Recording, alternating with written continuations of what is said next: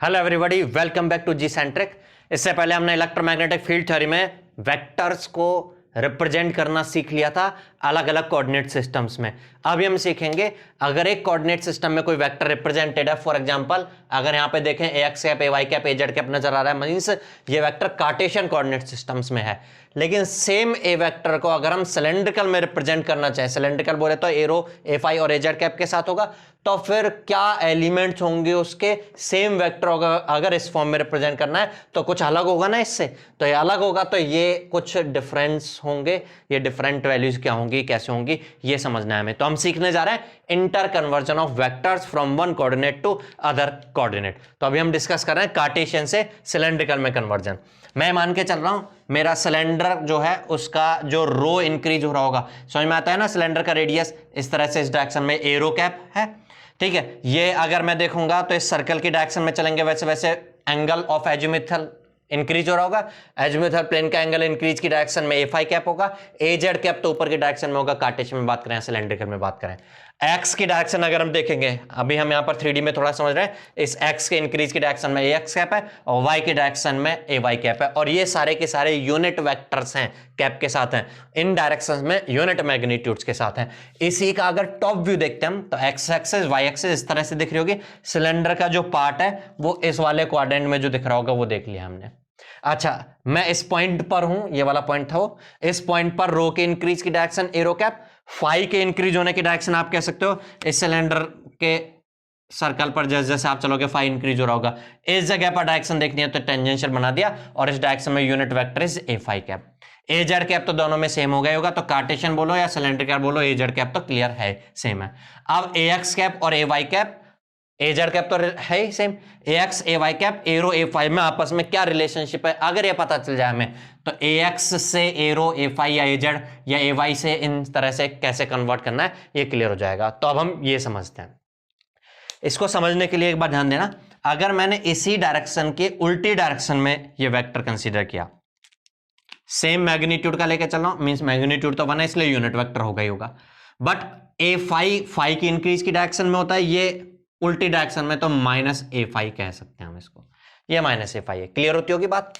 अच्छा, अब अगर मैं इस ए एक्स कैप वेक्टर की बात करना चाहूं कि ये कितना होगा इन ए फाई और एरो से रिलेटेड होकर के, तो इसके लिए एक ये हम पैरेललोग्राम बना लेते हैं। अच्छा, ध्यान से देखना, अगर मैं ये वाला वेक्टर देखूंगा तो ये सेम इसी वेक्टर के बराबर ही तो होगा, मैग्नीट्यूड सेम है, डायरेक्शन भी सेम डायरेक्शन है, इसलिए इस वेक्टर को भी हम कह सकते हैं ये भी एरो कैप होगा। अब अगर इस वेक्टर की बात करें तो आप कह सकते हो ये वाला वेक्टर का कुछ कंपोनेंट यहां पर है, ऐसे इस वेक्टर का कुछ कंपोनेंट अगर मैं देखूं, प्रोजेक्शन बोलते हैं ना उसको हम, पैरेलल कंपोनेंट, यहां पर इन दोनों को ऐड करें तो ए एक्स कैप हो जाएगा। अच्छा, ध्यान से समझिएगा एक बार, अगर ये एंगल की बात करें हम कितना होगा ये वाला वैल्यू, तो देखना यहां पर ये वाला एंगल फाई है, ये एंगल की वैल्यू फाई है। अगर मैं इस लाइन को देखूं तो ये लाइन और ये लाइन दोनों पैरेलल लाइंस हैं, ये दोनों पैरेलल लाइंस हैं, तो ये वाला एंगल भी फाई होगा। अगर ये फाई है इस लाइन के साथ, और ये मतलब ऐसा कुछ बन रहा है, ये दोनों पैरेलल लाइंस हैं, ये एंगल फाई है तो ये भी तो फाई होगा, ये फाई है तो ये भी फाई होगा, ये फाई है तो ये 90 माइनस फाई होगा। क्लियर है बात। अब कभी अगर कोई लाइन ऐसे जा रही है उसके साथ कुछ एंगल बन रहा है थीटा, हम इसका प्रोजेक्शन देखेंगे कितना होगा, तो आप कहोगे इसका जितना भी वैल्यू मान लो एक्स है, x into cos of theta, ऐसा होता है, तो आप कह सकते हो this multiply by cos of 90 minus five equal to this, ये वाला पार्ट आ जाएगा। अभी बचा हुआ पार्ट ये वाला और बचा है, तो मैं इस ए एक्स कैप को का कुछ हिस्सा जो मिलकर के आ गया मेरे को ये वाला, ये तो मैं कह सकता हूं ए एक्स कैप इक्वल टू क्या बन गया है, this multiply by cos 90 minus five, और ये कितना है माइनस ए फाई, ये वाला वेक्टर माइनस ए फाई के साथ है, कॉस 90 माइनस फाइव। अभी जो बचा हुआ रिमेनिंग पार्ट रह गया उसके लिए और समझते हैं। इस पार्ट को अगर हम समझे तो ये एरो था। अच्छा, ध्यान देना, अगर ये लाइन को आप देख रहे हो, इसके और इसके बीच में एंगल ये फाई था, यहां पर ध्यान से देखना, अगर ये फाई था, सेम लाइन के साथ ये एंगल फाई है, एक ये लाइन है, ये एंगल फाई है। अगर ये एंगल पीछे की तरफ आप देखोगे तो ये भी फाई बनेगा ना, अपोजिट साइड वाले एंगल सेम होते हैं, ठीक है। तो ये भी फाई बनेगा, ये वाला एंगल भी फाई बनेगा। और अगर मैं इसी लाइन को आगे शिफ्ट कर दूं, इसके पैरेलल एक और लाइन बनाऊं, तो ये दोनों एंगल सेम बनते हैं, तो ये भी फाई होगा, तो ये एंगल भी फाई होगा। अगर ये फाई है तो this multiply by cos of कर दोगे तो ये वाला इसका प्रोजेक्शन आ जाएगा। तो आप कह सकते हो इसके साथ अगर ये अगला पार्ट ऐड करोगे तो हो जाएगा, ये तो है arrow multiply by cos of phi. A x overall अगर हम समझें तो ये बन रहा है, एरो वाला पार्ट तो बन रहा है कॉस फाई एरो, और ए फाई वाला बन रहा है कॉस 90 माइनस फाई हो जाएगा sine phi with negative sign, तो ये बन रहा है minus sine phi a phi. चलिए ये तो ए एक्स समझ में आ गया। ए एक्स जो है उसको आप समझ सकते हो एरो ए फाई की फॉर्म में आ जाएगा, तो अगर हम पुट करेंगे तो ए एक्स गायब हो जाएगा, बल्कि एरो ए फाई की रिजल्ट की फॉर्म में नजर आएगा। हम चाहते भी हैं कि arrow A phi a z नजर आए हमें, ए जेड की जगह तो ए जेड खैर कर ही दोगे। अब रह गया ए वाई को कैसे चेंज कर सकते हैं उस फॉर्म में, तो ये ध्यान से देखना ए वाई। अब इसी तरफ से हम इसी तरीके से मैंने जो समझा था, अब ए वाई पर ध्यान दें अगर हम, तो ये एक मैं मान ले रहा हूं इसी तरीके से, ये इसमें ये वाला वैल्यू ए फाई होगा, सेम आमने सामने, ये एरो है, इसका प्रोजेक्शन यहां पर फाइंड करें, ये पार्ट आ जाएगा, और उसके साथ अगर इसका प्रोजेक्शन भी ऐड कर दें ये वाला पार्ट, तो दोनों को ऐड करके ए वाई आ जाएगा। ये पार्ट जो बनेगा ये हो जाएगा arrow multiply by cos of this angle. अब ये एंगल कितना होगा ध्यान समझना, जो लाइन ये एरो वाली आ रही थी, ये एरो वाली लाइन, ये एक्स के साथ, एक्स का समझो एक्स के साथ ये वाला पार्ट आ रहा था, उसके साथ तो फाई एंगल पर थी। अब हमें इसके साथ चाहिए, तो इसके साथ बच्चों ये कितना एंगल बचा रह जाएगा, 90 माइनस फाइव, ये 90 माइनस फाइव हो जाएगा। तो ए वाई का नीचे वाला जो पार्ट है जो कि एरो का प्रोजेक्शन है यहां पर, वो बन जाएगा arrow multiply by cos 90 minus five. तो ए वाई का कुछ पार्ट तो मिल गया, चलो arrow cos 90 minus five. Remaining आगे ऊपर वाले पार्ट को देखें, ये कितना बन रहा था ए फाई, अगर ए फाई को इस एंगल के कॉस से मल्टीप्लाई कर दें तो इसका प्रोजेक्शन मिल जाएगा ये वाला लेंथ। अब ये कितना मिलेगा अगर हम समझें, तो ये एंगल फाइंड करना है हमें। अगर आप इसको ध्यान से देखें, ये वाला एंगल कितना बन रहा होगा, ये 90 है, ये 90 माइनस फाइव था, तो ये बचा हुआ फाइव होगा, टोटल 180 डिग्री होता है ना ट्राइंगल के एडिशन एंगल्स का, तो ये फाइव होगा।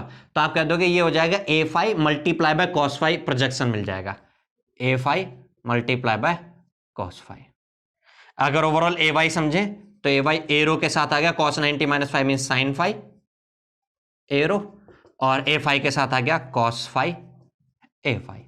अगर हम एक्स और ए वाई कैप की ये वैल्यू सब्स्टिट्यूट कर दें तो एरो ए फाइव की फॉर्म में नजर आएगा सब कुछ, और ए जेड कैप तो उसमें भी होता है, तो रिजल्टिंग वो वेक्टर आ जाएगा। तो चलिए सब्स्टिट्यूट करें अगर वैल्यूज, तो अब नया वेक्टर, जो नया वेक्टर नहीं, वेक्टर तो वही है लेकिन सिलेंड्रिकल कोऑर्डिनेट सिस्टम्स की फॉर्म में नजर आएगा। A X cap A Y cap की वैल्यू सब्स्टिट्यूट कर रहा हूं, तो ये देखो A X of A X cap के साथ ये बन रहा है cos five arrow minus sine five A five plus A Y cap की जगह सब्स्टिट्यूट कर दोगे sine five arrow plus cos five A five plus A Z cap, तो ए जेड कैप होता है।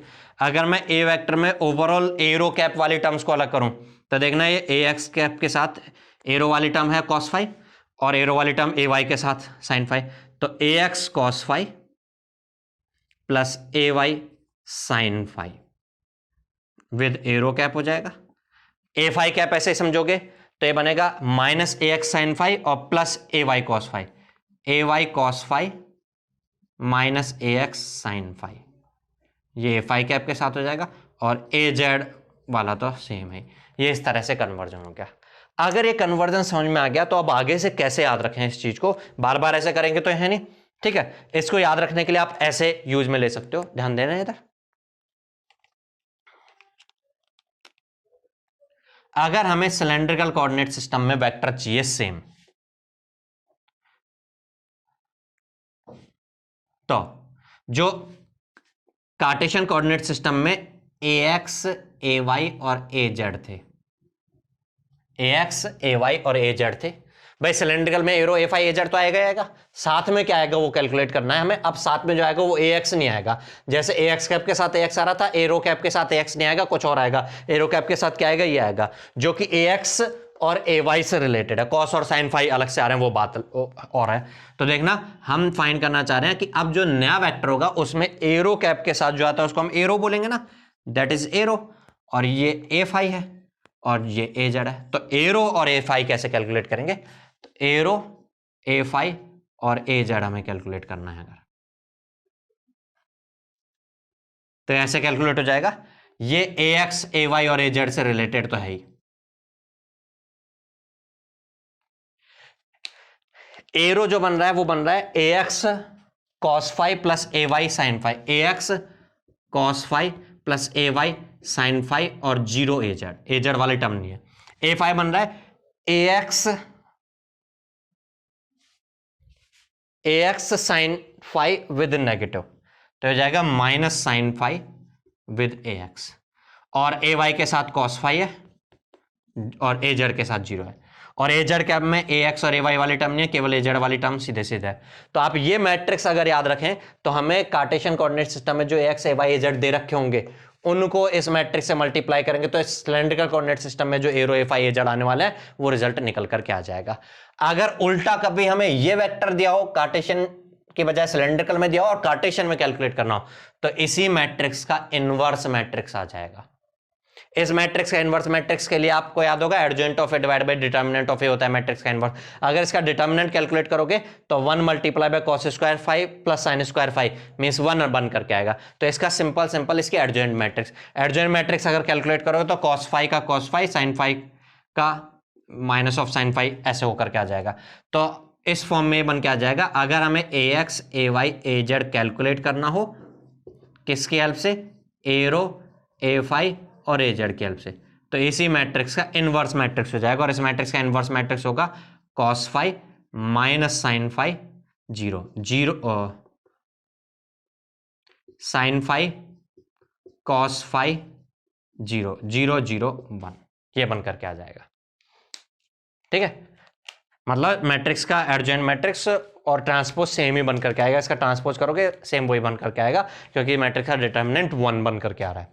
चलिए क्लियर होता होगा। ये हमने समझा सिलेंड्रिकल में कैसे कन्वर्ट करना है कार्टेशियन को। अगर स्फेरिकल में कैसे कन्वर्ट करना है तो उसके लिए यही कन्वर्जन मैट्रिक्स कुछ डिफरेंट हो जाएगी। क्या हो जाएगी वो देखते हैं। अगर हम सेम इंट्रा कन्वर्जन समझे कार्टेशियन कोऑर्डिनेट सिस्टम से स्फेरिकल कोऑर्डिनेट सिस्टम में, अगर हमें कन्वर्जन करना हो, ए एक्स ए वाई और ए जेड, ए एक्स कैप के साथ ए वाई कैप के साथ और ए जेड कैप के साथ जो कोफिशिएंट्स हैं वो नोन होंगे, ये कैलकुलेट करने होंगे हमें। इस फॉर्म में समझना है तो ये अननोन है हमारे पास।